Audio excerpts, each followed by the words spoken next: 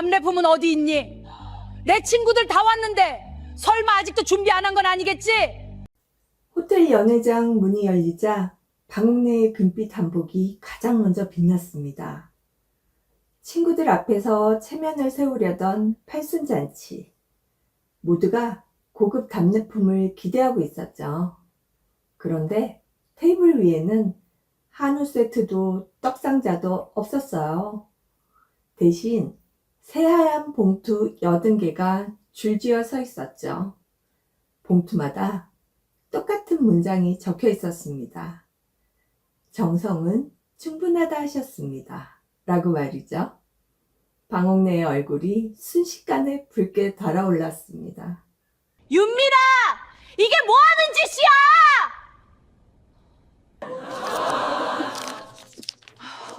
3만 원 주셨잖아요. 300원 남았습니다. 네, 3만 원으로 80명 답례품을 준비하라던 남편, 반찬가게 냄새 난다며 며느리를 무시하던 시댁, 그리고 신우들까지 말이죠.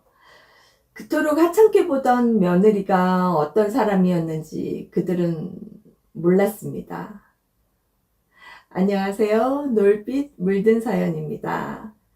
오늘 이야기는 7년 동안 참고 또 참던 한 여자가 빈 봉투 하나로 자기 인생을 되찾는 그런 이야기입니다.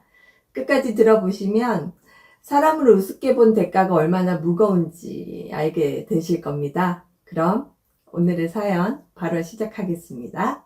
답례품은 어디 있니? 내 친구들 다 왔는데. 호텔 연회장 문이 열리자마자 방옥래의 목소리가 홀 전체를 찢었습니다. 80년을 살아온 사람이라고는 믿기지 않을 만큼 날카로운 목소리였어요. 금빛 한복을 입고 빛이 빛을 꽂은 방옥래는 연회장에 들어서자마자 답례품 테이블로 눈을 날렸습니다.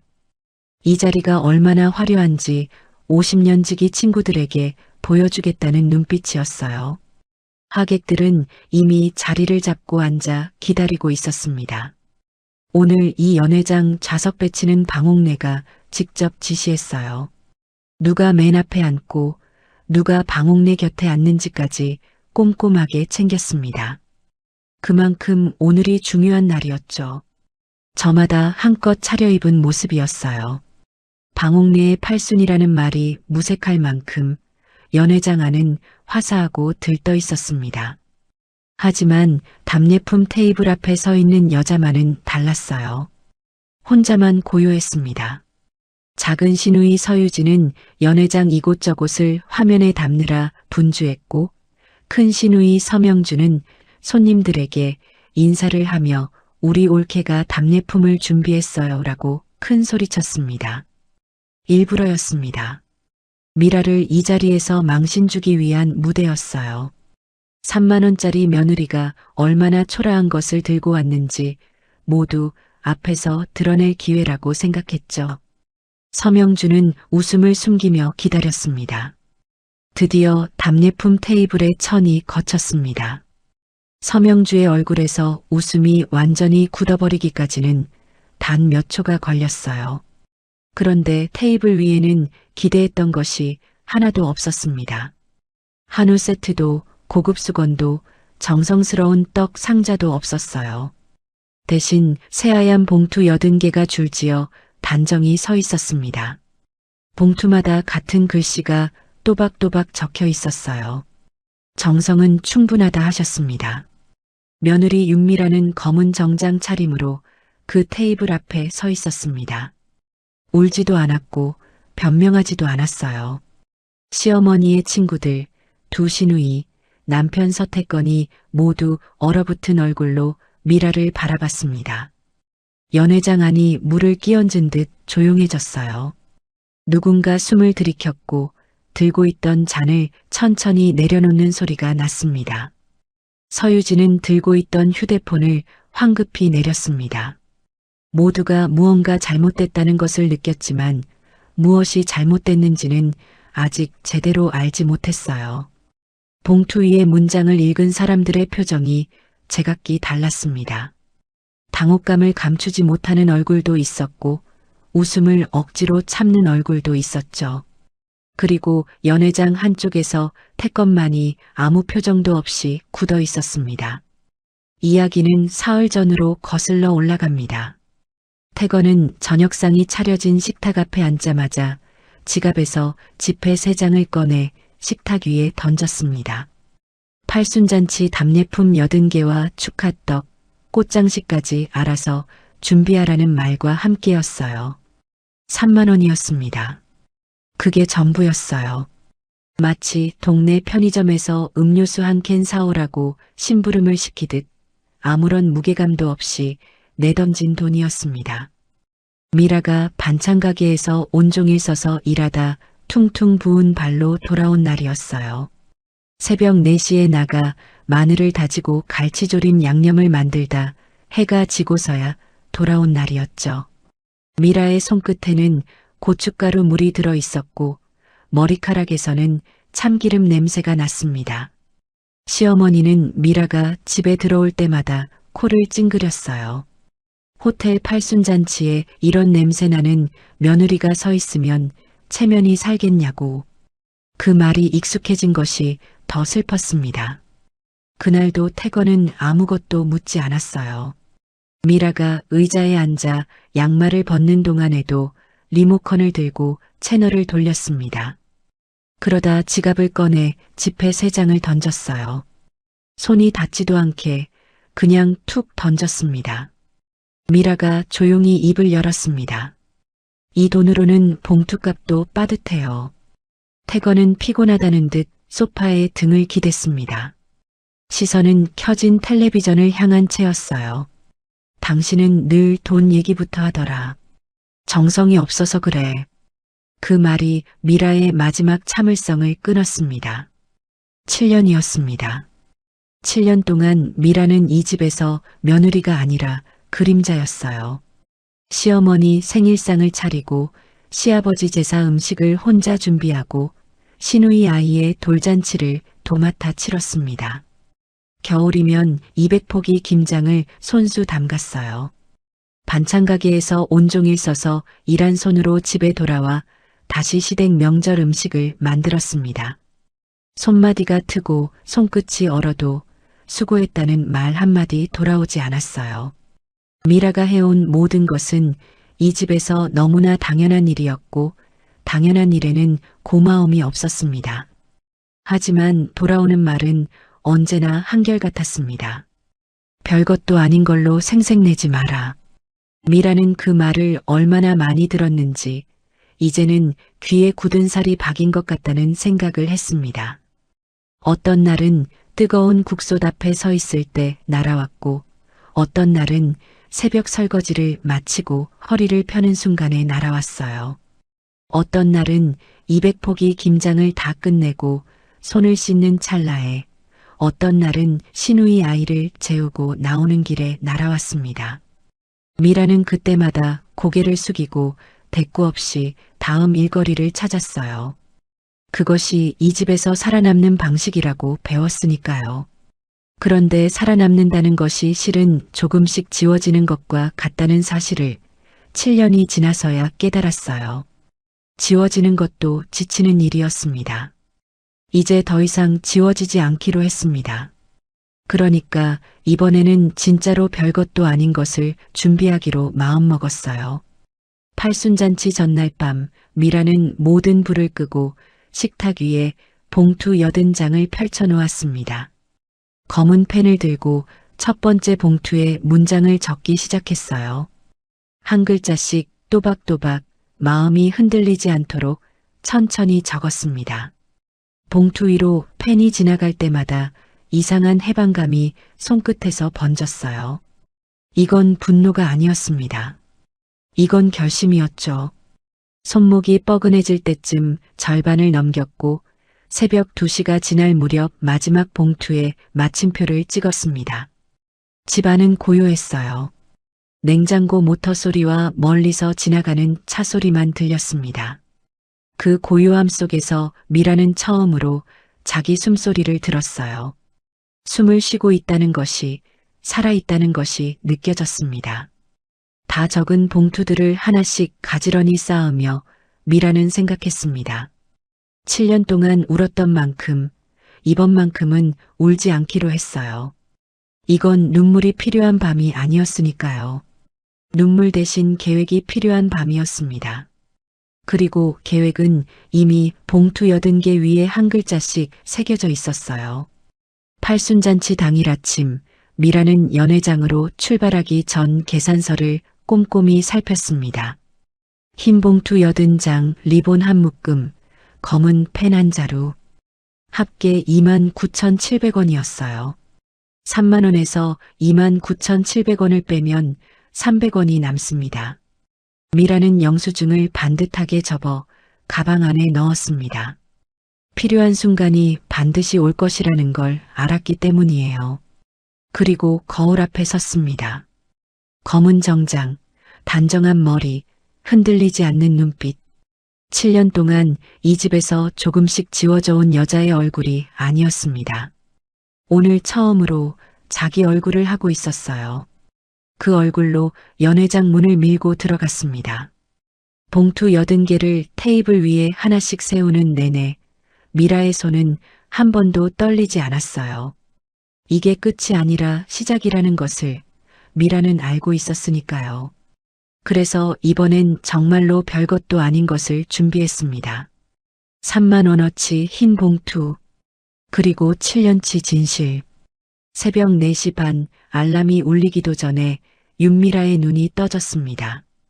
오랫동안 그래왔어요. 몸이 시간을 외우고 있었죠. 이불을 걷고 일어나 세수를 하고 소리나지 않도록 조심조심 현관문을 열었습니다. 복도는 어두웠어요. 아직 해가 뜨려면 2시간도 넘게 남아 있었습니다. 미라는 반찬 가게로 걸어가는 골목길에서 언제나 잠깐 하늘을 올려다봤어요. 별이 보이는 날도 있었고 흐린 날도 있었습니다. 어느 쪽이든 상관없었어요. 그 잠깐의 하늘이 하루 중 가장 조용하고 가장 자기만의 시간이었으니까요. 태건은 그 시간에 자고 있었습니다. 시어머니도 두 시누이도 자고 있었어요. 이 세상에서 미라만 깨어있는 것 같은 그 새벽이 아이러니하게도 미라가 하루 중 가장 자유롭다고 느끼는 시간이었습니다.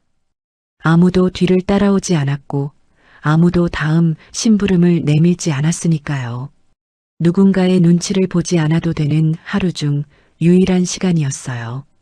반찬가게 뒷문을 열면 냄새가 먼저 왔습니다. 참기름, 마늘, 간장, 고춧가루가 켜켜이 배어든 냄새였어요. 어떤 사람은 그 냄새를 맡으면 배가 고파진다고 했고 어떤 사람은 엄마 생각이 난다고 했습니다. 미라에게도 그랬어요. 가게 냄새는 엄마 냄새였습니다. 낡은 앞치마를 두르고 이른 아침부터 부엌을 가득 채우던 엄마의 냄새. 그 냄새 속에 있으면 미라는 잠깐이나마 숨을 쉴 수 있었어요. 반찬 가게 뒷문에 발을 들이는 순간만큼은 누구의 며느리도 아닌 그냥 미라로 있을 수 있었습니다. 이 사실을 아무에게도 말한 적이 없었어요. 말해봤자 이해받지 못할 것을 알았으니까요. 무말랭이를 무치고 장조림을 조리고 갈치조림 양념을 만들었습니다. 손끝은 언제나 고춧가루로 붉게 물들었어요. 마늘 냄새는 하루가 지나도 가시지 않았습니다. 손을 아무리 씻어도 손마디 사이에 남아 있었어요. 어떤 날은 손등이 텄습니다. 핸드크림을 바르면 잠깐 나아지다가 다시 다음날 새벽에 찬물에 손을 담그면 원래대로 돌아갔어요. 그 손으로 시어머니 생일상을 차렸고 그 손으로 명절전을 부쳤습니다. 200포기 김장도 그 손이 담갔어요. 그 손을 아무도 들여다보지 않았습니다. 아무도 그 손이 얼마나 많은 시간을 버텨왔는지 물어보지 않았어요. 시댁 식구들은 그 냄새를 싫어했습니다. 방옥내는 미라가 집에 들어올 때마다 코를 찡그렸어요. 언제 봐도 똑같은 표정이었습니다. 방옥내가 가장 즐겨 쓰는 무기는 냄새였어요. 눈으로 보이지 않는 것을 공격할 때 냄새는 더 날카롭고 더 오래 남으니까요. 그리고 이 집에서 반찬 냄새는 계급의 증거였습니다. 어우, 또 반찬 냄새. 호텔 팔순잔치에 이런 냄새 나는 며느리가 서 있으면 체면이 살겠니? 미라는 그 말을 들을 때마다 가방끈을 살짝 더 꽉 쥐었습니다. 대꾸하지 않았어요. 대꾸하면 또 다른 말이 날아왔으니까요. 이 집에서 침묵은 방어였습니다.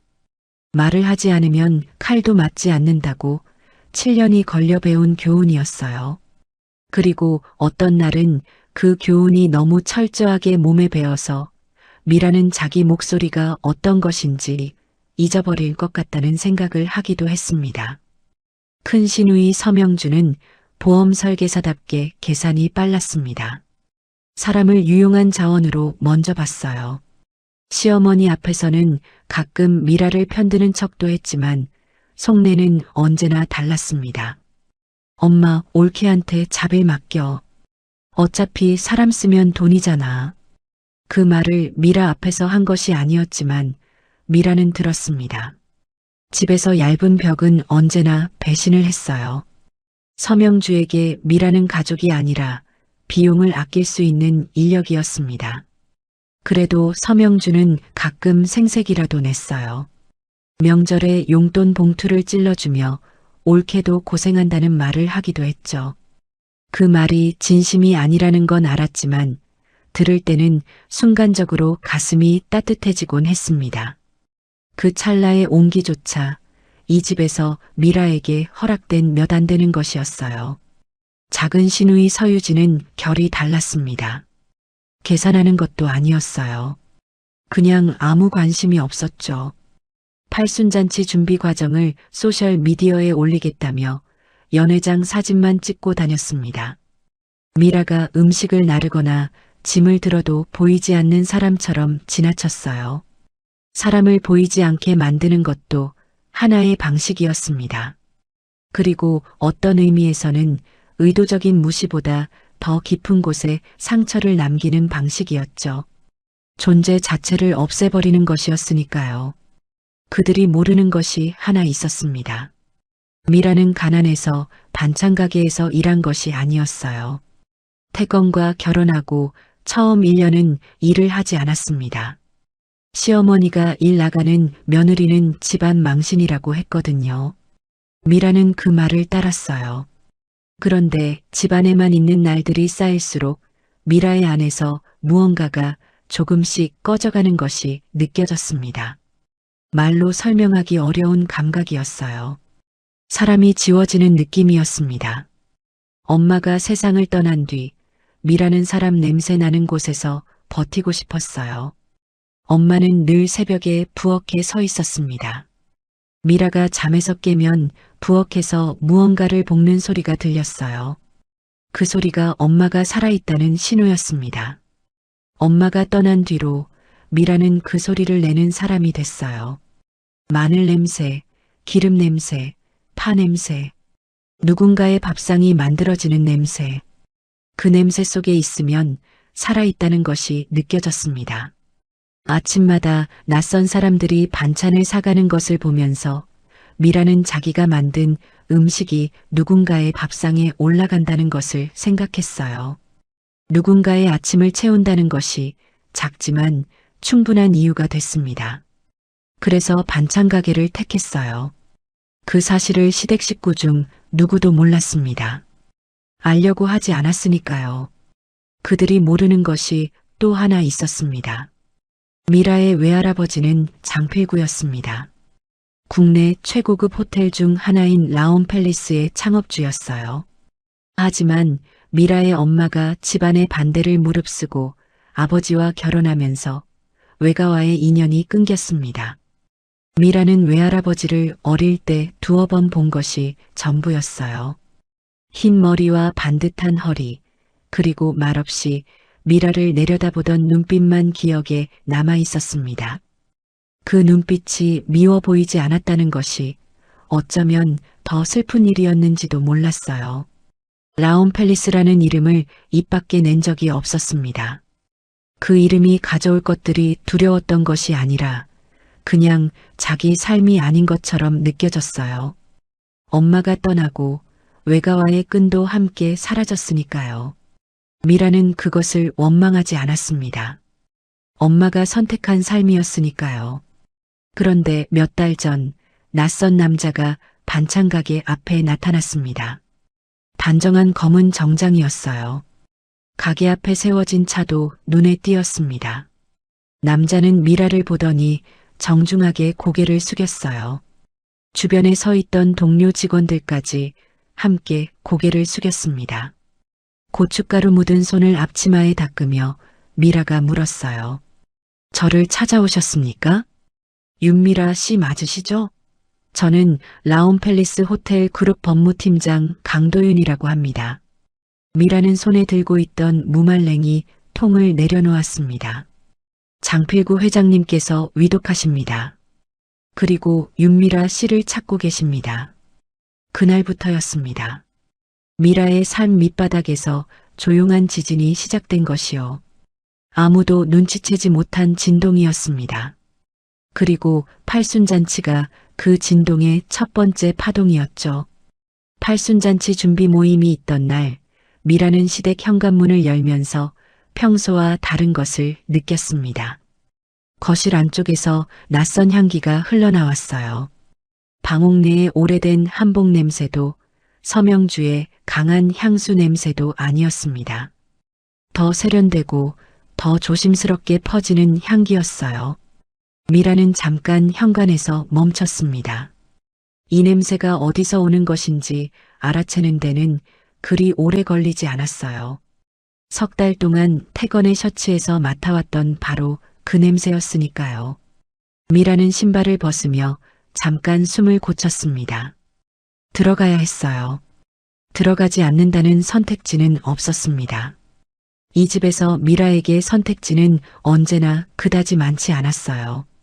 거실로 들어서자 낯선 여자가 태건 옆에 앉아 있었습니다. 30 중반쯤으로 보이는 여자였어요. 옷차림이 단정했고 손에는 차 한 잔을 들고 있었습니다. 태건 옆에 너무 자연스럽게 앉아 있었어요. 처음 오는 손님이면 조금 어색하게 앉는 법인데 이 여자는 그렇지 않았습니다. 마치 이 거실이 낯설지 않은 사람처럼 오래전부터 이 공간에 있어온 사람처럼 보였어요. 미라는 잠깐 그 여자와 눈이 마주쳤습니다. 오세린의 눈빛은 당황하지 않았어요. 미라는 그 자세 하나만으로도 충분하다고 생각했습니다. 더 확인할 것도 없었어요. 고급 한정식집 대표라는 이야기는 나중에 방옥내 입에서 흘러나왔습니다. 이름은 오세린이었어요. 더 놀라운 것은 방옥내였습니다. 방옥내가 오세린 앞에 과일 접시를 가져다 놓으며 직접 사과를 깎고 있었어요. 7년 동안 방옥내가 며느리 미라를 위해 과일 하나 깎아준 일이 없었습니다. 미라가 아프다고 해도 명절 음식을 혼자 다 만들고 쓰러질 것 같다고 해도 방옥내는 언제나 칼을 미라 쪽으로 밀어놓았어요. 그런 방옥내가 오세린 앞에 반듯하게 사과를 깎아 올리고 있었죠. 오세린이 이 집에 앉아 있다는 사실보다 방옥내가 오세린에게 저렇게 살갑게 구는 것이 더 무거웠어요. 미라가 한 번도 받아보지 못한 대우였습니다. 세린 씨는 손도 곱네. 우리 집안에 이런 사람이 들어왔어야 했는데 그 말이 거실 공기를 가득 채웠습니다.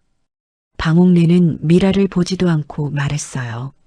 오세린은 부드럽게 웃으며 사과를 받아들었습니다. 오세린의 웃음이 자연스러웠어요. 이 상황이 불편하지 않은 사람처럼, 이 말을 처음 듣는 사람이 아닌 것처럼. 태건은 미라와 눈이 마주치자 헛기침을 했어요. 거래처 사람이야. 이상하게 보지 마. 미라는 고개를 끄덕였습니다. 아무 말도 하지 않았어요. 하지만 미라는 이미 알고 있었습니다.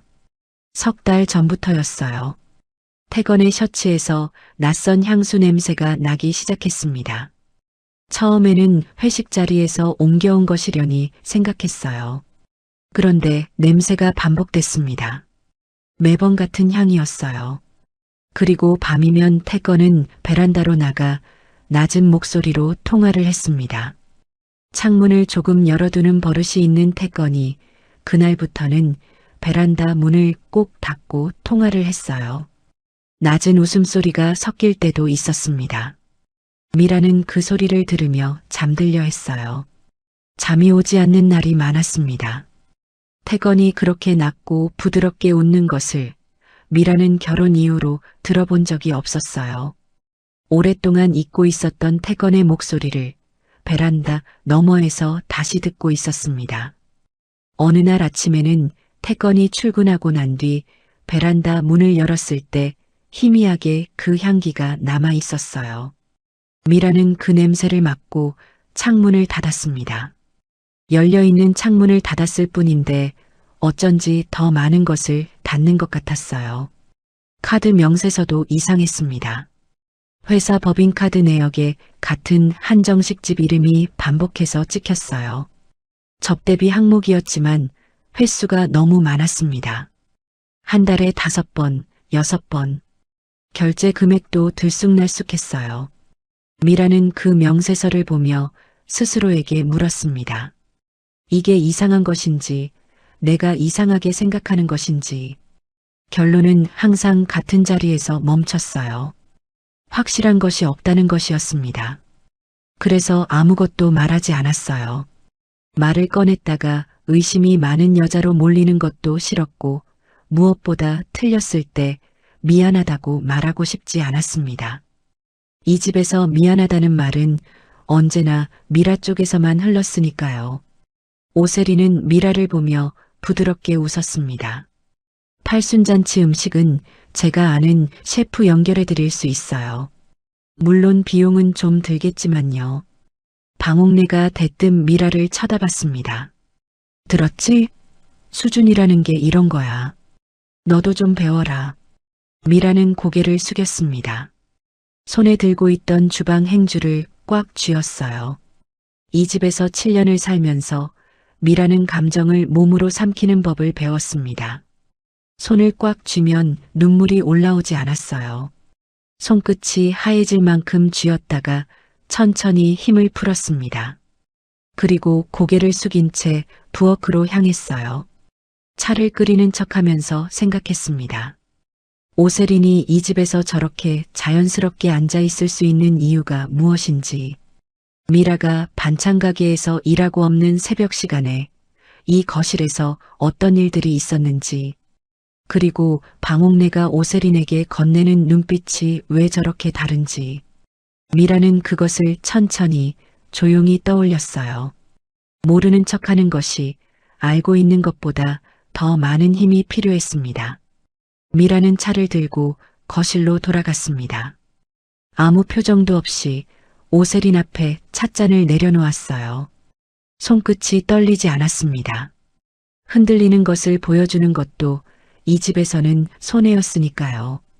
그날 밤 태건이 잠든 후 미라는 서재로 들어갔습니다. 태건의 낡은 노트북을 열었어요. 비밀번호는 몰랐지만 짐작은 했습니다. 결혼기념일 날짜였어요. 첫 번째 시도에 바로 열렸습니다. 미라는 잠깐 그 사실이 슬펐어요. 결혼기념일을 비밀번호로 쓰는 남자가 다른 여자와 연락하고 있었다는 것이 어떤 의미에서는 그것이 가장 슬픈 증거였습니다. 메신저 기록은 지워져 있지 않았습니다. 화면을 천천히 스크롤했어요. 호텔 예약 확인 메시지가 있었습니다. 선물을 결제했다는 내용도 있었어요. 해외여행 일정을 잡는 대화도 있었습니다. 두 사람의 대화에는 오랜 시간이 쌓여 있었어요. 주고받은 메시지의 양이 이것이 가볍고 짧은 관계가 아니라는 것을 말해주고 있었습니다. 그리고 마지막 즈음 오세린이 보낸 문장 하나가 있었어요. 팔순 끝나면 정리하자. 미라는 그 문장을 2번 읽었습니다. 3번 읽었어요. 정리한다는 것이 무엇을 정리한다는 것인지 문맥상 분명했습니다. 미라의 심장이 한 박자 늦게 뛰는 것 같았어요. 그런데 신기하게도 눈물이 나지 않았습니다. 슬프지 않은 것이 아니었어요. 이미 오래전에 다 울었는지도 몰랐어요. 아니면 지금은 울 자격조차 없다고 느꼈는지도 몰랐습니다. 미라는 화면을 캡처했습니다. 메신저 기록 전체를 파일로 저장했어요. 카드 명세서도, 호텔 출입 기록도, 오세린 명의로 된 결제 내역도 하나씩 모았습니다. 저장을 마치고 노트북을 닫았어요. 서재에서 나오기 전 미라는 방문 손잡이를 잠깐 잡고 서 있었습니다. 이 방에서 나가면 돌아올 수 없는 곳으로 한 발짝 더 가는 것 같았어요. 손이 떨리지 않았습니다. 분노가 아니라 차가운 집중이었어요. 이 집에서 7년을 살아남는 법이 침묵이었다면 이제부터는 다른 방식이 필요했습니다. 미라는 아무도 모르게, 아무도 눈치채지 못하게 준비해 나갔습니다. 칼은 소리 없이 갈릴 때 더 날카롭습니다. 연회장 입구에는 방옥내 여사 8수년이라는 현수막이 크게 걸려 있었습니다. 금빛 글씨였어요. 방옥내가 며칠 전부터 직접 챙긴 것이라고 서명주 입에서 나중에 들었습니다. 글씨 색깔도, 현수막 크기도, 입구에 놓을 꽃 종류도 방옥내가 직접 지시했어요. 호텔 연회장을 대관한 것도, 좌석 배치를 꼼꼼하게 챙긴 것도 방옥내였습니다. 방옥내가 이날을 준비한 것은 팔순을 자신의 존재를 증명하는 날로 삼기 위해서였어요. 7년 동안 반찬가게 냄새나는 며느리를 참아온 자신이 얼마나 대단한 사람인지를 친구들에게 보여줄 날이었습니다. 그리고 그 화려함의 일부로 3만 원짜리 며느리를 망신 주는 장면도 포함되어 있었어요. 연회장 입구에서 서명주는 손님들에게 인사를 하며 목소리를 높였습니다. 우리 올케가 답례품을 정성껏 준비했어요. 기대해 주세요. 일부러였습니다. 미라를 이 자리에서 웃음거리로 만들기 위해 미리 짜놓은 무대였어요. 서유진은 이미 연회장 곳곳을 화면에 담고 있었습니다. 미라가 어떤 초라한 것을 준비했는지 카메라에 담아두려는 것이었어요. 서유진의 화면 속에는 이미 연회장 꽃 장식도, 방옥내의 금빛 한복도 담겨 있었습니다. 이제 마지막 장면만 남아 있었어요. 방옥내는 환하게 웃었습니다. 오늘이 자신의 인생 최고의 무대라는 듯 눈빛이 들떠 있었어요. 미라는 아무 말 없이 답례품 테이블 앞에 섰습니다. 봉투 80개를 하나씩 줄 맞춰 세워놓았어요. 손이 떨리지 않았습니다. 이미 전날 밤 80번 쓰고 쌓아봤으니까요. 이 순간을 위해 준비했습니다. 봉투를 하나씩 세우는 동안 미라는 아무것도 보지 않았어요. 오직 봉투줄이 반듯한지만 확인했습니다.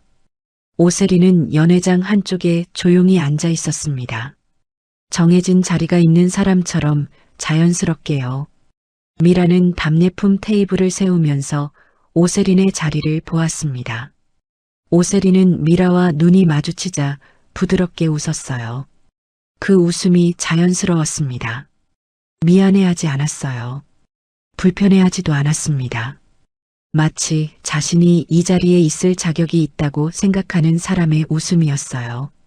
미라는 그 웃음을 바라보며 아무 말도 하지 않았습니다. 봉투 하나를 더 세웠어요. 손끝이 차가웠습니다. 하지만 그 차가움이 흔들림으로 이어지지는 않았어요. 이 자리에서 미라는 흔들릴 수 없었으니까요. 봉투마다 또박또박 적힌 한 문장이 테이블 위에 가지런히 늘어섰습니다. 정성은 충분하다 하셨습니다. 드디어 답례품 테이블에 천이 거쳤습니다. 순간 연회장은 물을 끼얹은 듯 조용해졌어요. 방옥내의 친구들이 봉투를 들었다 내렸다 했습니다. 서로 눈빛을 주고받았어요. 한우 세트를 기대했던 자리에 흰 봉투 80개가 가지런히 서 있었습니다. 서명주의 얼굴에서 웃음이 순식간에 사라졌어요. 서유진은 들고 있던 휴대폰을 황급히 내렸습니다. 손님들 사이에서 낮게 술렁이는 소리가 흘렀어요. 봉투 위에 문장을 읽은 사람들의 표정이 제각기 달랐습니다. 누군가는 봉투를 들고 앞뒤를 확인했어요. 뒷면은 비어 있었습니다. 앞면에 그 문장뿐이었어요. 당혹스러운 얼굴도 있었고 웃음을 참는 얼굴도 있었습니다. 정성은 충분하다 하셨습니다. 그 문장 하나가 연회장 전체의 공기를 바꿔놓았어요. 방옥래의 얼굴이 붉게 달아올랐습니다. 윤미라, 이게 뭐하는 짓이야? 당장 설명해봐. 미라는 시어머니를 바라봤습니다. 7년 동안 이 눈빛 앞에서 수도 없이 고개를 숙여왔지만 오늘만큼은 달랐어요. 오히려 미라의 눈빛은 그 어느 때보다 고요했습니다. 폭풍이 지나간 뒤의 호수처럼 흔들림 하나 없이 잔잔했죠. 어머니께서 정성이 중요하다 하셨잖아요. 남편이 준 3만 원 안에서 정성껏 준비했습니다. 방옥래의 친구들 사이에서 낮게 술렁이는 소리가 흘렀습니다. 누군가는 숨을 참았고 누군가는 봉투를 손에서 내려놓았어요.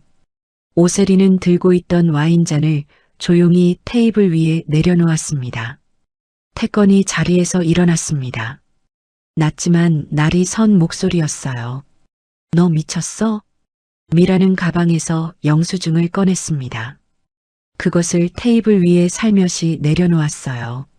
흰 봉투 80장, 리본 한 묶음, 검은 펜 한 자루, 합계 29,700원.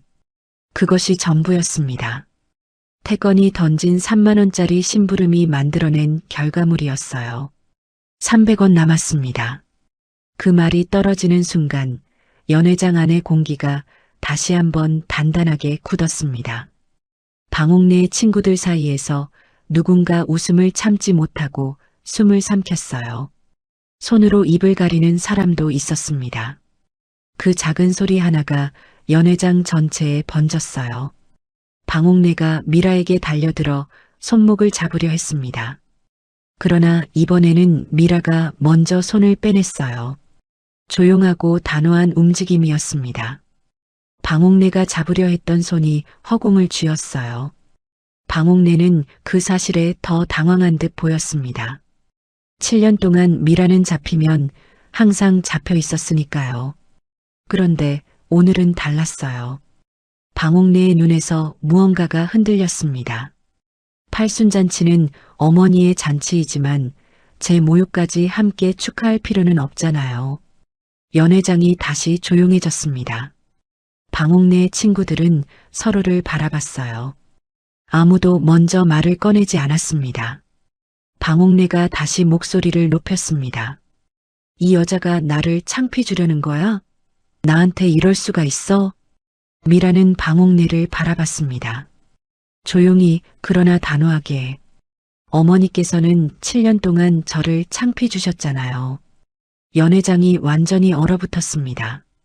방옥래는 무슨 말인가를 하려고 입을 열었다가 다물었습니다. 처음이었을 거예요.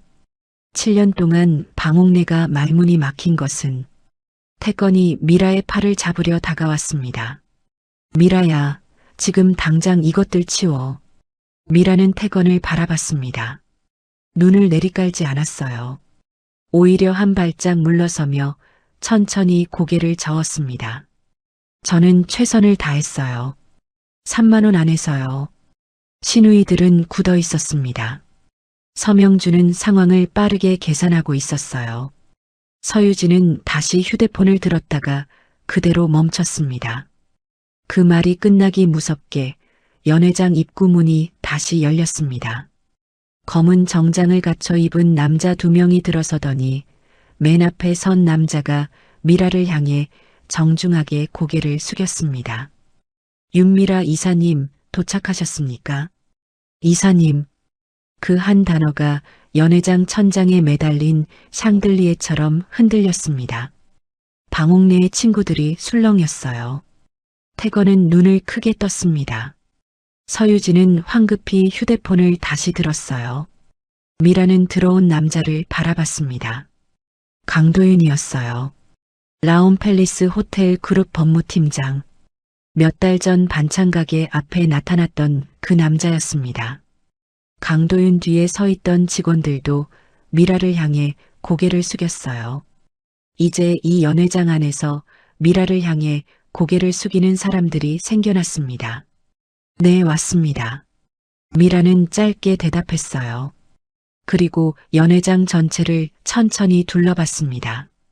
방옥래도, 태권도, 두신우이도, 오세린도 모두가 미라를 바라보고 있었어요. 그런데 이번에는 달랐습니다. 7년 동안 미라를 바라보던 그 눈빛이 아니었어요. 방옥래의 입술이 파르르 떨렸습니다. 태건의 얼굴에서 핏기가 빠졌어요. 이제 막 다른 이야기가 시작되고 있었어요. 흰 봉투 80개가 그 시작이었습니다. 이사님, 그 두 글자가 연회장 안을 다시 한번 뒤집어 놓았습니다. 방옥래의 친구들이 서로를 바라봤어요. 누군가는 들고 있던 봉투를 내려놓았고 누군가는 입을 가렸습니다. 반찬가게 냄새 나는 며느리라고 7년 동안 불렸던 여자를 향해 정장 차림의 남자 둘이 정중하게 고개를 숙이고 있었어요. 연회장 안에 있는 모든 사람이 그 광경을 보았습니다.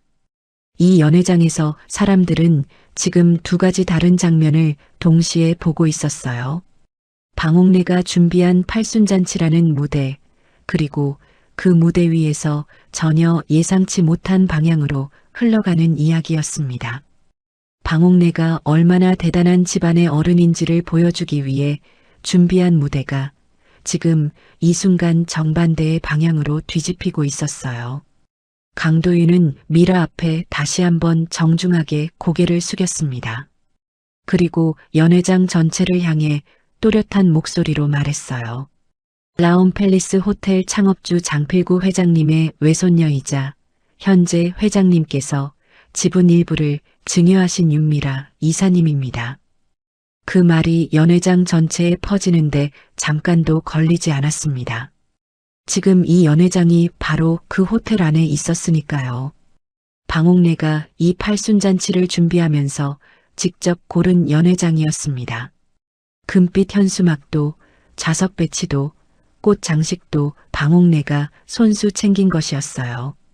그리고 그 연회장이 있는 이 호텔의 창업주가 며느리 미라의 외할아버지였습니다. 방옥래의 얼굴에서 핏기가 순식간에 빠졌어요. 방옥래의 50년 지기들이 그 사실을 천천히 받아들이는 것이 눈에 보였습니다. 그들의 시선이 방옥래에게서 미라에게로 다시 방옥래에게로 돌아왔어요. 그 시선 안에 무엇이 담겨 있는지 방옥래는 알고 있었을 거예요. 서명주는 눈을 크게 뜨고 미라를 바라봤습니다. 보험 설계사답게 빠르게 계산하고 있었어요. 서유진은 들고 있던 휴대폰을 황급히 내렸습니다. 오세리는 와인잔을 잡은 손을 그 자리에서 굳혀버렸어요. 방옥래는 7년 동안 이 집에서 가장 높은 자리에 있었습니다. 시어머니라는 이름이 그것을 보장해줬어요. 반찬가게 며느리는 낮은 자리에 있었고 그 질서가 흔들린 적이 없었습니다.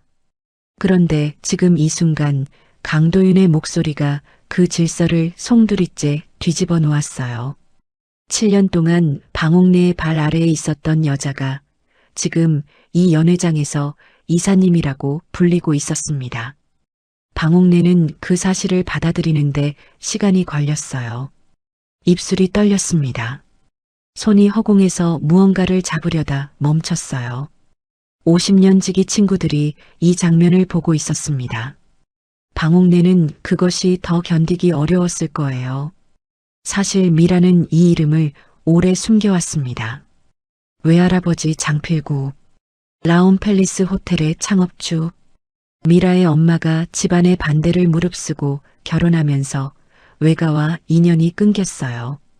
미라는 그 이름을 입 밖에 낸 적이 없었습니다. 자랑하고 싶었던 것도 숨기고 싶었던 것도 아니었어요. 라온팰리스라는 이름을 꺼내는 것이 엄마의 선택을 지우는 것 같아서 미라는 그냥 반찬 가게 며느리로 살았습니다. 그런데 몇 달 전 강도윤이 반찬 가게 앞에 나타났어요. 그날부터 달라졌습니다. 7년 동안 이 집에서 지워져 온 이름을 이제 되찾을 시간이 온 것이었어요. 그 이름이 무기가 아니라는 것을 미라는 알았습니다. 하지만 방패는 될 수 있다는 것도 알았어요. 태건이 자리에서 일어나 다가왔습니다. 낮게 깔린 목소리였어요. 미라야, 이게 무슨 일이야? 왜 나한테 말 안 했어? 미라는 태건을 바라봤습니다. 눈을 내리깔지 않았어요. 7년 동안 이 목소리에 주눅 들었지만 오늘은 달랐습니다. 이 목소리가 더 이상 미라를 무겁게 누르지 않았어요. 당신도 나한테 말 안 한 게 많잖아요. 오세린 씨부터요. 오세린의 얼굴이 굳었습니다. 와인잔을 테이블 위에 내려놓으려다 그대로 멈췄어요. 방옥내의 친구들 사이에서 다시 술렁임이 흘렀습니다. 모두가 오세린을 바라봤어요. 오세린은 시선을 피하지 않았습니다. 하지만 아까까지만 해도 여유로웠던 그 눈빛이 처음으로 흔들리기 시작했어요. 고급 한정식집 대표, 항상 당당하고 여유로운 오세린이었습니다. 그런데 미라가 그 이름을 입 밖에 꺼낸 순간 오세린은 처음으로 이 연회장에서 자신의 자리를 잃어버린 것 같은 표정을 지었어요. 방옥내 앞에서 오세린을 거래처 사람이라 했던 태건이 지금 이 순간 아무 대꾸도 못하고 서 있었습니다. 미라는 연회장 안을 조용히 둘러봤습니다. 방옥내도 태건도 두 시누이도 오세린도 모두가 미라를 바라보고 있었어요. 그리고 천천히 말을 이었습니다. 어머니가 그토록 체면을 중요하게 여기셨잖아요. 오늘은 제대로 체면을 세워드리고 싶었습니다. 방옥내의 입에서 뭔가가 새어나오려다 막혔습니다. 체면이 중요하다던 그 말이 이제 방옥내를 향해 날아오고 있었어요. 방옥내가 얼마나 대단한 집안의 어른인지를 보여주고 싶었던 그 자리에서 지금 이 순간 방옥내의 체면이 어디에 있는지는 분명했습니다. 미라야, 내가 몰라서 그랬다. 가족끼리 이러는 거 아니다. 방옥내의 목소리가 낮고 흔들렸습니다. 7년 동안 들어본 적 없는 목소리였어요. 미라는 방옥내를 바라봤습니다. 가족이라는 말을 들을 때마다 미라는 상처를 받았어요. 가족이라서 참아야 했고 가족이라는 이름으로 참을 것을 요구받았으니까요. 가족이라는 말이 미라에게 따뜻했던 적이 한 번도 없었습니다. 그런데 오늘은 달랐어요. 방옥내 입에서 나온 그 말이 처음으로 흔들리고 있었습니다.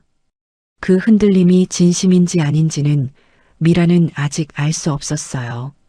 가족이라서 참았습니다. 7년 동안요. 그런데 가족이라는 말이 한 사람만 무릎 꿇으라는 뜻은 아니더라고요. 방옥내의 친구들 사이에서 무거운 침묵이 흘렀어요. 아무도 방옥내 편을 들지 않았습니다. 방옥내가 입을 열려다 다물었어요. 그때 미라는 가방에 손을 넣었습니다. 봉투를 꺼냈어요. 이번에는 흰 봉투가 아니었습니다. 법무법인 로고가 찍힌 두툼한 서류 봉투였어요. 미라는 그것을 천천히 테이블 위에 올려놓았습니다. 가볍게 내려놓았을 뿐인데 연회장 안의 공기가 또 한 번 달라졌어요. 태건의 눈이 그 봉투 위에 고정됐습니다. 서명주가 눈을 가늘게 좁혔어요. 오세린의 표정이 더 굳었습니다. 방옥내는 봉투를 바라보며 입술을 떨었어요. 이 봉투가 무겁다는 것을, 그 안에 무언가 단단한 것이 들어있다는 것을 방옥내도 느끼고 있는 것 같았습니다. 태건이 목소리를 낮췄어요. 미라야, 우리 밖에서 얘기하자. 미라는 고개를 저었습니다. 어머니가 이 자리를 만드셨으니까요. 오세린이 조용히 자리에서 일어났어요. 빠르게 가방을 챙기려 했습니다. 그런데 강도윤 옆에 서 있던 직원이 부드럽게 그 앞을 막았어요. 잠깐만요. 오세린이 멈췄습니다. 그 자리에서 오세린의 표정이 처음으로 크게 흔들렸어요. 아까까지만 해도 이 연회장 어디에도 불편함이 없어 보였던 오세린이었는데 지금은 달랐습니다. 미라는 테이블 위에 서류 봉투를 바라봤어요. 3만 원으로 시작된 이 하루가 봉투 80개를 지나 이제 전혀 다른 봉투 앞에 서 있었습니다. 흰 봉투에는 정성은 충분하다 하셨습니다라고 적혀 있었어요. 그리고 이 두툼한 봉투 안에는 7년이 담겨 있었습니다. 눈물이 아니라 증거로. 미라는 서류 봉투의 입구를 열었습니다. 가늘고 단단한 손가락이 봉투 안으로 들어갔어요. 연회장 안의 모든 사람이 그 움직임을 보았습니다. 아무도 말하지 않았어요. 아무도 움직이지 않았습니다. 봉투에서 서류들이 하나씩 나왔어요. 그 서류들이 테이블 위에 놓이는 순간마다 연회장 안의 공기가 조금씩 달라졌습니다. 봉투 안에는 태건과 오세린의 7년이 들어 있었어요. 팔순잔치를 준비하면서 방옥래가 꿈꾸던 오늘 하루는 이미 전혀 다른 방향으로 흘러가고 있었습니다.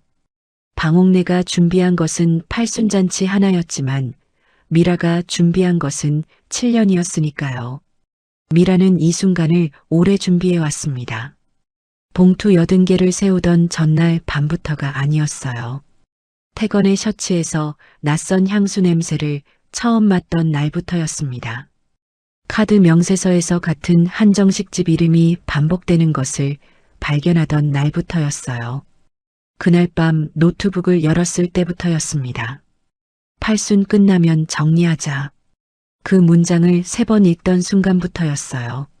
눈물이 나지 않던 그 새벽, 미라는 이미 알고 있었습니다. 언젠가 이날이 올 것이라는 것을. 그리고 그날을 위해 조용히 아무도 눈치채지 못하게 준비해 왔어요. 칼은 소리 없이 갈릴 때 더 날카롭다고 미라는 그 새벽에 생각했습니다. 가장 먼저 나온 것은 메신저 캡처본이었습니다. 태건과 오세린이 주고받은 대화 내역이었어요. 호텔 예약 확인 문자도 있었고 선물 구매 기록도 있었습니다. 해외여행 일정을 잡는 대화도 있었어요. 두 사람의 대화가 얼마나 오래, 얼마나 깊이 이어져 왔는지 그 양이 말해주고 있었습니다. 그리고 팔순 끝나면 정리하자. 그 문장이 프린트된 종이가 조용히 테이블 위에 놓였습니다. 태건의 얼굴이 창백해졌어요. 방옥래의 친구들이 숨을 들이켰습니다. 서명주는 눈을 감았다가 떴어요. 서유진은 손으로 입을 가렸습니다. 서유진이 소셜미디어에 올리려던 팔순잔치 영상은 이미 오래전에 끊겼어요. 그런데 가장 치명적인 것은 따로 있었습니다. 강도윤이 마지막으로 꺼낸 것은 회사 법인카드 사용 내역이었어요. 태건은 거래처 접대비 명목으로 오세린의 한정식 집에서 수천만 원을 결제해 왔습니다. 한 달에 5번, 6번. 접대 명목으로는 설명이 되지 않는 빈도와 금액이었어요. 출장을 간다던 날짜에 호텔 출입 기록이 찍혀 있었습니다. 그 내역이 한 장씩 테이블 위에 올라갈 때마다 연회장 안의 침묵이 더 두꺼워졌어요.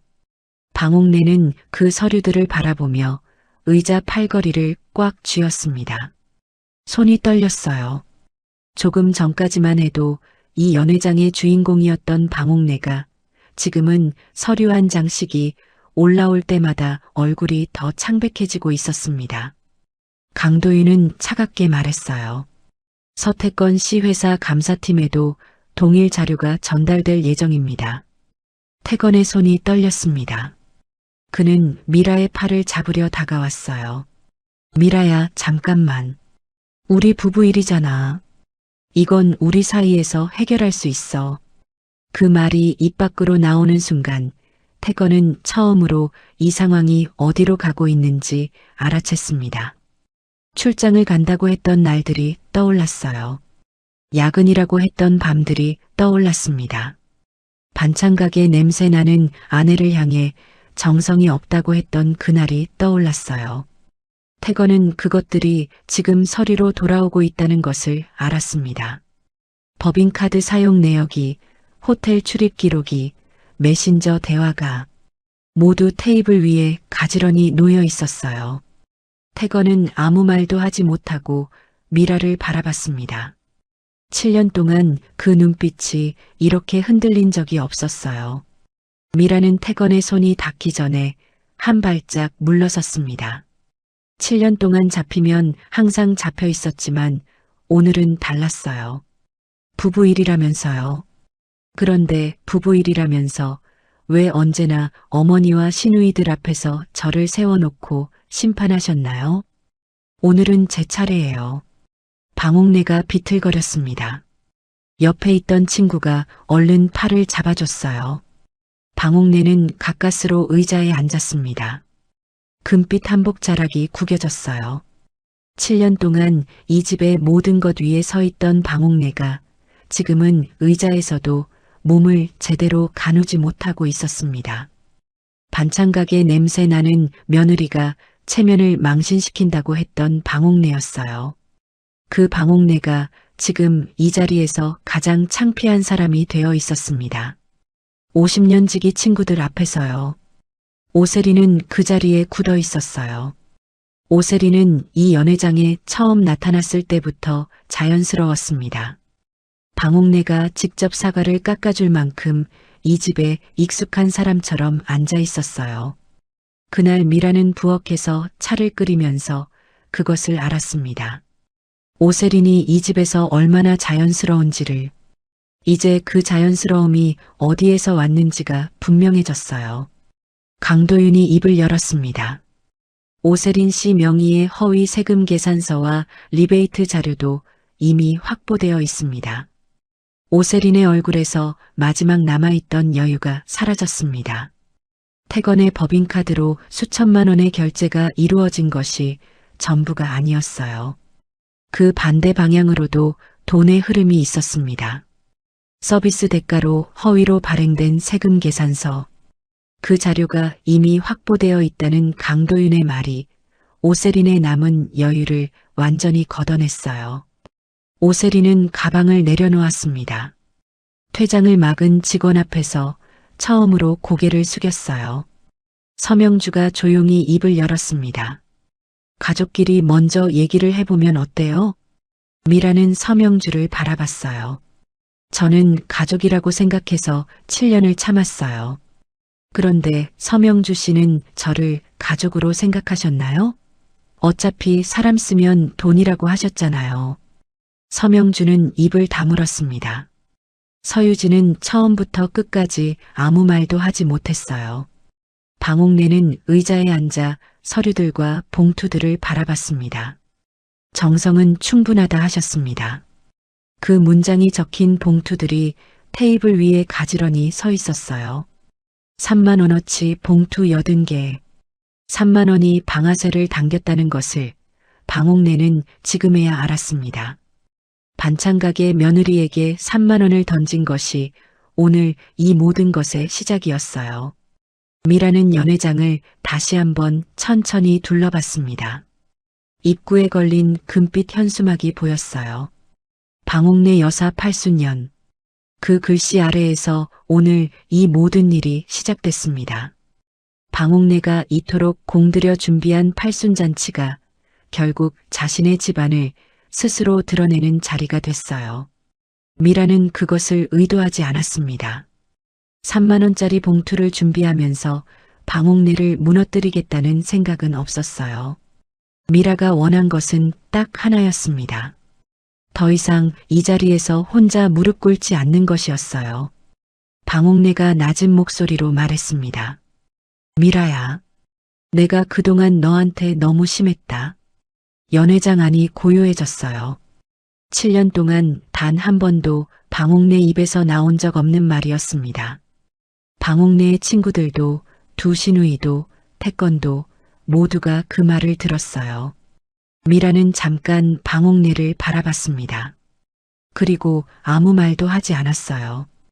오늘 미라에게 가장 중요한 것은 이 자리에서 더 이상 혼자 무릎 꿇지 않는 것이었으니까요. 강도윤이 마무리하듯 입을 열었어요. 오늘 확인된 사항들은 법적 절차에 따라 진행됩니다. 서태권 씨 회사 감사팀과의 협조는 이미 시작됐습니다. 오세린 씨 관련 세금 자료는 관할 세무서에 제출될 예정이고요. 팔순잔치는 생일잔치가 아니라 그 집안의 민낯이 드러나는 공개 재판장이 되어버렸습니다. 팔순잔치가 끝나고 사흘이 지났습니다. 태건은 회사 감사팀에 불려갔어요. 오세린의 한정식 집도 세무조사를 받게 됐습니다. 연회장에서 나눠진 서류들이 각자의 자리에서 힘을 발휘하고 있었어요. 미라는 그것을 알면서도 아무것도 하지 않았습니다. 할 필요가 없었어요. 이미 준비된 것들이 제 역할을 하고 있었으니까요. 미라는 평소처럼 새벽 4시 반에 일어났고 평소처럼 반찬 가게에 나갔습니다. 마늘을 다지고 장조림을 조리고 갈치조림 양념을 만들었어요. 손끝은 여전히 고춧가루로 물들었습니다. 달라진 것은 없었어요. 미라의 하루는 팔순잔치 이전과 이후가 같았습니다. 아침 새벽에 일어나서 반찬 가게 문을 열고 일을 마치고 집에 돌아오는 것이었어요. 그 반복이 미라를 지탱하고 있었습니다. 하지만 주변은 달라져 있었어요. 연회장에서 나온 뒤로 미라는 이상하게 가벼워진 것을 느꼈습니다. 7년 동안 무언가 무거운 것을 등에 지고 걸어온 것 같았는데 그것이 조금 내려진 것 같은 느낌이었어요. 눈물도 나오지 않았고 분노도 없었습니다. 그냥 이상할 정도로 조용했어요. 미라는 그 조용함이 낯설었지만 불편하지 않았습니다. 오히려 처음으로 숨을 제대로 쉬는 것 같은 느낌이었어요. 사흘 동안 방옥래도 두신우이도 태권도 조용했어요. 연회장에서 돌아온 뒤로 아무도 미라에게 연락하지 않았습니다. 그 침묵이 어떤 의미인지 미라는 알고 있었어요. 무언가를 계산하고 있다는 뜻이었습니다. 이 상황에서 어떻게 움직이는 것이 자신에게 유리한지 각자 계산하고 있었어요. 그 계산이 끝나면 반드시 누군가 먼저 움직일 것이었습니다. 그리고 그 순서는 정해져 있었어요. 그리고 정확히 나흘째 되는 날 미라의 집 초인종이 울렸습니다. 방옥래였어요. 손에는 고급 과일 바구니가 들려 있었습니다. 사과, 배, 샤인머스켓. 깔끔하게 포장된 바구니였어요. 방옥래는 문 앞에 서서 어색하게 웃었습니다. 팔순잔치에서 볼 수 없었던 웃음이었어요. 금빛 한복을 입고 날카로운 눈으로 연회장을 훑던 그 방옥래가 지금은 과일 바구니를 두 손으로 들고 문 앞에 서 있었습니다. 미라야, 엄마가 왔다. 엄마. 7년 동안 한 번도 듣지 못한 호칭이었습니다. 방옥래는 언제나 미라를 이봐 윤미라 씨 혹은 그냥 야라고 불렀어요.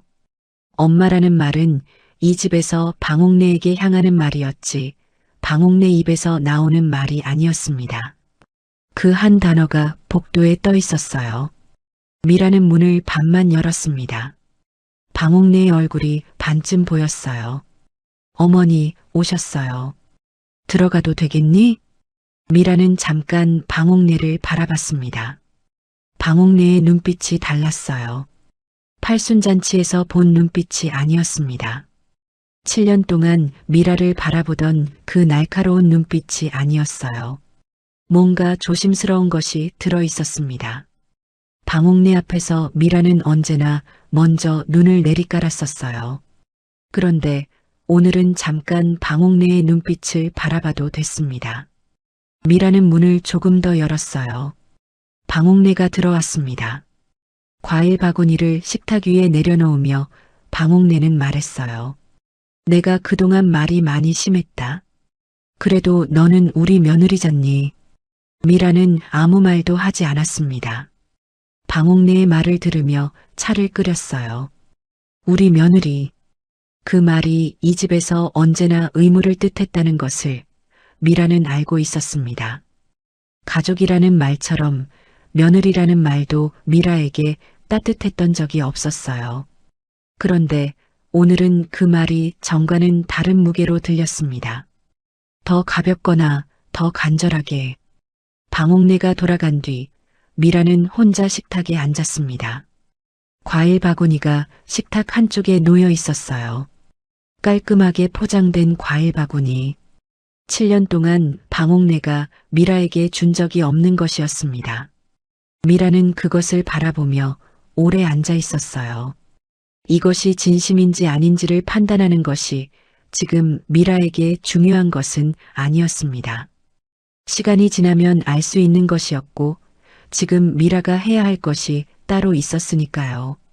다음 날은 서명주가 왔습니다. 보험 상품이 아니라 사과를 들고 왔어요. 7년 동안 미라를 대하던 그 자신감이 빠져 있었습니다. 서명주는 앉아서 잠깐 말을 머뭇거리다가 내가 올케한테 너무 계산적으로 대했던 것 같다고 했어요. 미라는 차를 내어주며 아무 말도 하지 않았습니다.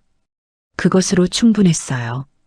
그 다음 날은 서유진이 장문의 문자를 보냈어요. 올케가 제일 고생한 거 이제 알겠다는 내용이었습니다. 서유진다운 방식이었어요. 직접 말하는 것이 불편한 성격이라 문자로라도 먼저 한 것이었죠. 미라는 그 문자를 읽으며 생각했어요. 이것이 진심인지 상황이 달라졌으니까 달라진 것인지 아마 두 가지가 섞여 있을 거였습니다. 태건은 밤늦게 찾아왔습니다. 초인종이 울린 것은 밤 10시가 넘어서였어요. 미라는 이미 그것이 태건이라는 것을 알았습니다. 방옥내도 시누이들도 이미 낮에 다녀갔으니까요. 문을 열지 않았어요. 문 옆에 서서 잠깐 기다렸습니다. 미라야, 나야. 태건의 목소리였어요. 낮고 지쳐 있었습니다. 평소의 목소리가 아니었어요. 팔순잔치에서도 7년 동안의 날들에서도 들어본 적 없는 목소리였습니다. 미라는 문 옆에 서서 아무 말도 하지 않았어요. 나 지금 밖에 있어. 들어가도 될까? 여전히 아무 말도 하지 않았습니다. 잠시 후 복도에서 발소리가 났어요. 태건이 문 앞 바닥에 앉는 것 같은 소리였습니다. 머리는 흐트러져 있었을 거고 셔츠는 구겨져 있었을 거예요.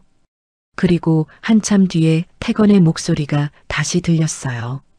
나 회사에서 대기발령 났어. 오세린도 끝났어. 미라는 벽에 등을 기대고 섰어요. 조용히 들었습니다. 나 진짜 너밖에 없어. 그 말이 들렸습니다. 미라는 눈을 감았어요. 진짜 너밖에 없어. 7년 동안 미라가 그 말을 얼마나 듣고 싶었는지 태건은 알까요? 그런데 지금 그 말이 들리니까 이상하게도 아무 감정이 올라오지 않았어요. 슬프지 않았습니다. 화가 나지도 않았어요. 이 목소리가 한때 미라를 무겁게 눌렀고 한때 미라를 울게 했다는 것이 기억은 됐어요. 그런데 지금은 그 무게가 느껴지지 않았습니다. 당신이 없는 동안 나는 늘 혼자였어요. 미라가 말했습니다. 문 안쪽에서 조용하고 천천히. 문 밖이 잠잠해졌어요. 한참 동안 아무 소리도 나지 않았습니다. 그리고 복도에서 낮게 쿵 하는 소리가 났어요. 태건이 무릎을 꿇는 소리였습니다. 목소리가 바닥에 더 가까워졌어요. 한 번만 살려줘. 미라야, 한 번만. 미라는 그 말을 들으며 가방을 집었어요. 가방 안에서 휴대폰을 꺼냈습니다.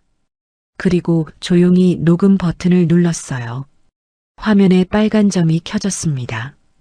7년 동안 미라는 이 목소리 앞에서 울었어요. 태건이 미안하다고 하면, 다시는 안 그러겠다고 하면 그 말을 믿었습니다. 그리고 또 상처를 받았어요. 그리고 또 울었습니다. 그 반복이 7년이었어요. 어떤 날은 밤새 울었고 어떤 날은 새벽 반찬 가게에서 혼자 울었습니다. 올 때마다 다시는 안 믿겠다고 했는데 결국 다시 믿었어요. 그것이 미라가 가장 후회하는 것이었습니다. 그런데 오늘은 달랐습니다. 눈물보다 먼저 다른 것이 손으로 갔어요. 녹음 버튼이었습니다. 미라는 더 이상 울면서 믿는 여자가 아니었습니다. 이번에도 감정이 아니라 증거가 먼저였어요. 태건은 사흘을 더 버텼습니다. 첫째 날은 문자를 보냈어요. 꽤 긴 문자였습니다. 미안하다는 말이 있었고, 다시 시작하자는 말도 있었고, 7년을 함께한 시간을 소중하게 생각한다는 말도 있었어요. 미라는 그 문자를 2번 읽었습니다. 그런데 이상하게도 그 어디에도 미라가 없었어요. 미라가 어떤 마음이었는지, 미라가 무엇을 잃었는지에 대한 말이 하나도 없었습니다. 오직 태건이 얼마나 힘든지만 가득했어요. 미라는 아무 답장도 하지 않았습니다. 그것이 처음에는 미안한 것 같기도 했는데 잠시 뒤에는 그것이 전혀 미안한 일이 아니라는 것을 알았어요. 둘째 날은 작은 화분이 문 앞에 놓여 있었습니다. 카드가 함께 있었어요. 다시 생각해달라는 내용이었습니다. 미라는 화분을 집안에 들여놓지 않았어요. 그냥 복도에 뒀습니다. 화분이 밤새 복도에서 혼자 있었어요. 미라도 혼자였습니다. 그런데 7년 동안 미라가 혼자였던 것과 오늘 밤의 혼자는 다른 것 같았어요. 7년 동안의 혼자는 무거웠는데 오늘 밤의 혼자는 고요했습니다. 차이가 있었어요. 무겁지 않다는 것이 이렇게 다른 것이었습니다. 반찬 가게 새벽 골목을 혼자 걸을 때의 그 고요함과 비슷했어요. 셋째 날 밤 태건이 다시 왔습니다. 초인종이 울렸어요. 미라는 문 옆에 서서 기다렸습니다.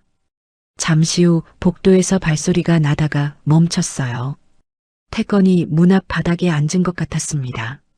머리는 흐트러져 있었을 거고 셔츠는 구겨져 있었을 거예요.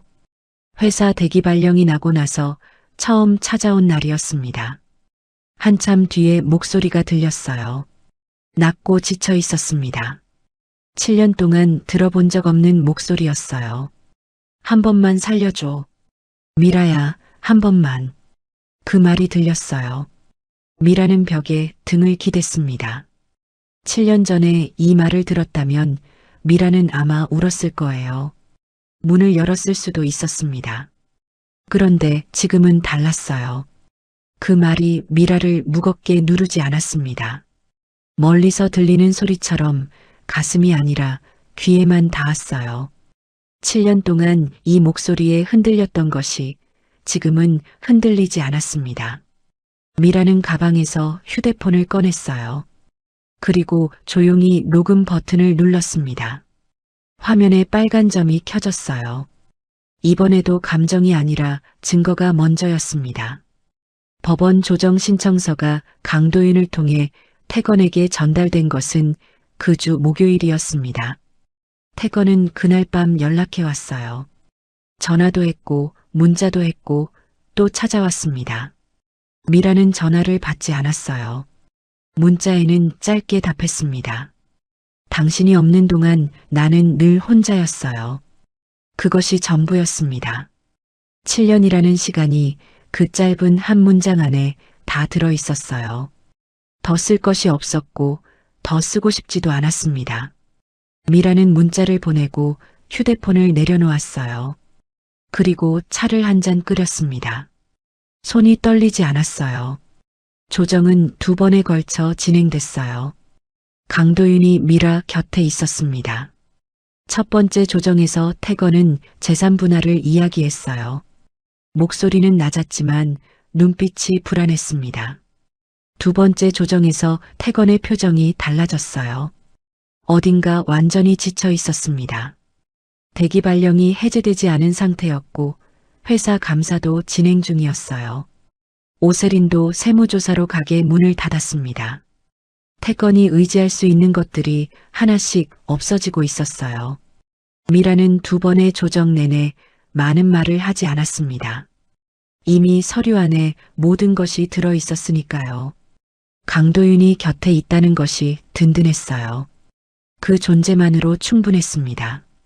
2번의 조정이 끝났어요. 이혼이 성립됐습니다. 미라는 서류에 마지막 서명을 하면서 잠깐 멈췄어요. 서명을 하고 나면 이 결혼이 공식적으로 끝나는 것이었습니다. 7년이 이 서명 하나로 마무리되는 것이었어요. 미라는 잠깐 그 사실을 느꼈습니다. 슬프지 않은 것이 아니었어요. 다만 서명하지 않는다는 선택지가 없었습니다. 그래서 서명했어요. 윤미라.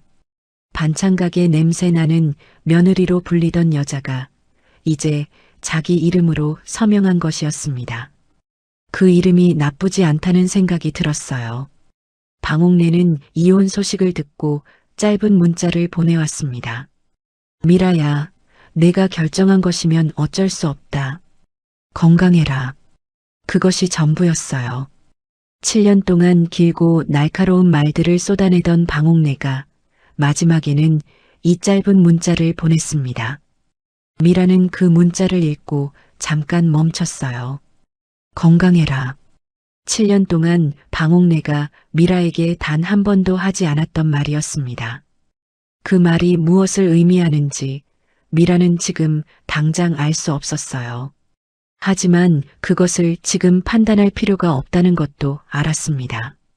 시간이 지나면 알 수 있는 것이었어요. 미라는 문자를 닫았습니다.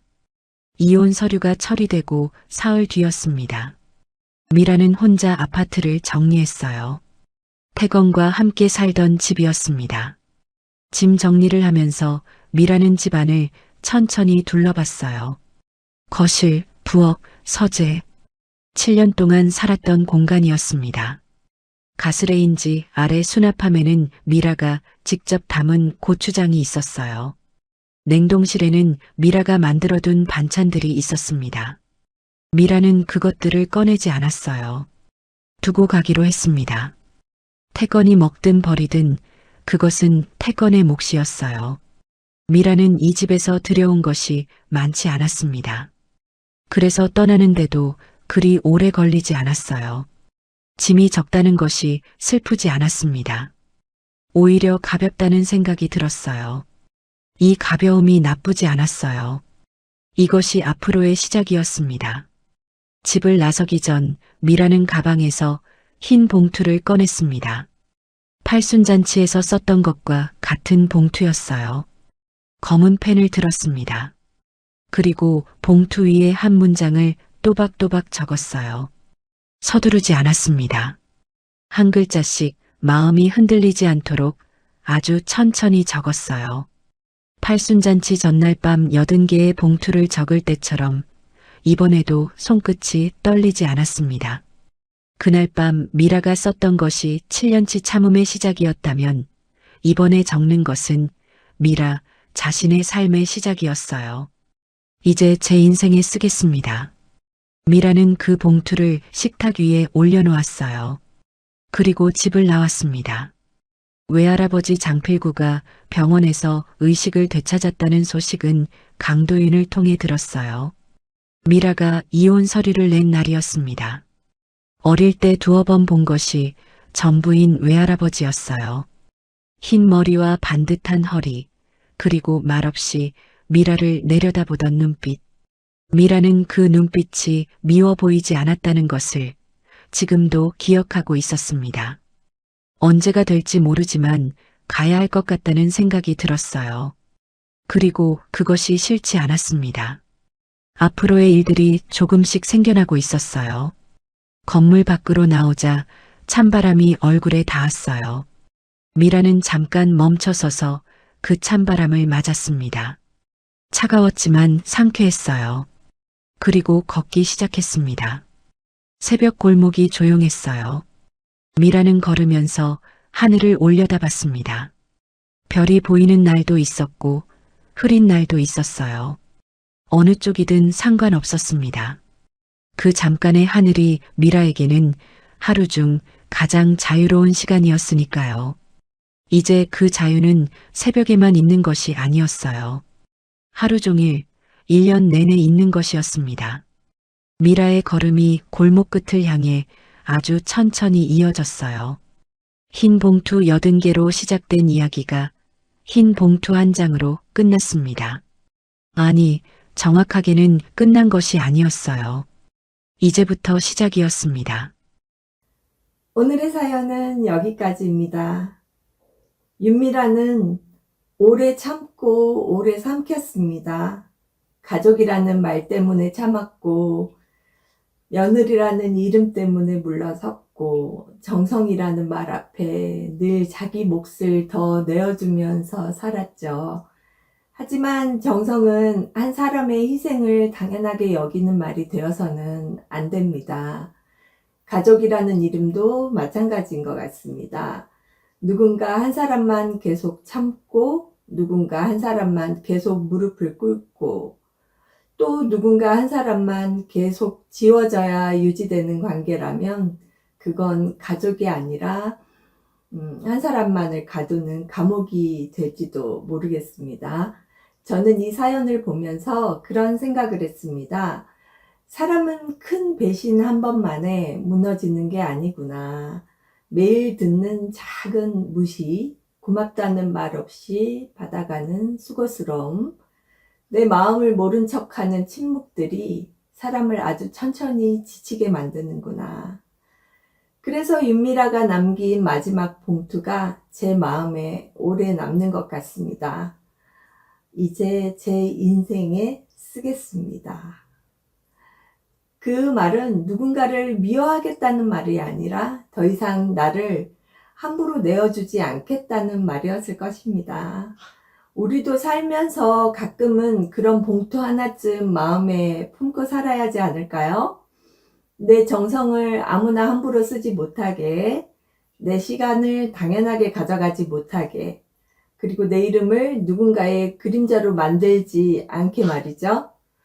오늘 사연이 여러분 마음에도 작은 울림으로 남았으면 좋겠습니다. 끝까지 함께 해주셔서 진심으로 감사합니다. 오늘 이야기가 마음에 닿으셨다면 무료 버튼인 구독과 좋아요 꾹 눌러주시고요. 여러분이 이 사연을 어떻게 보셨는지, 그리고 어디서 듣고 계시는지 댓글도 한번 남겨주시기 바랍니다. 저는 다음에도 사람 냄새 나는 이야기, 마음에 오래 남는 사연으로 다시 찾아뵙겠습니다. 저희 강아지가 빨리 오라고 울고 있습니다. 그럼 다음에 또 뵙겠습니다. 감사합니다.